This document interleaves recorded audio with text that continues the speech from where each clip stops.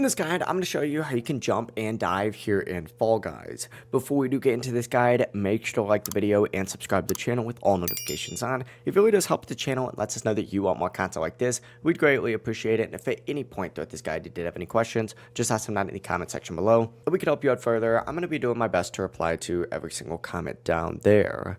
Now, obviously, this is a pretty basic combo, and this is more of a beginner's guide, so if you've been playing Fall Guys for a little bit, this video is probably not for you. However, there is obviously a few different methods that you can use this for, and this is a basic jump and dive combo. Now, on PlayStation or on Xbox, essentially you just need to hit the jump button, which by default is X, and then, of course, the default dive button, which is square, and then you can actually grab with R2 or right trigger as well. So to jump and dive, just press X to jump and immediately press the square while you're in the air. So it's just going to be a jump and then dive combo. This is going to give you a lot more forward distance than a normal jump, and it's going to make you jump further and longer as well.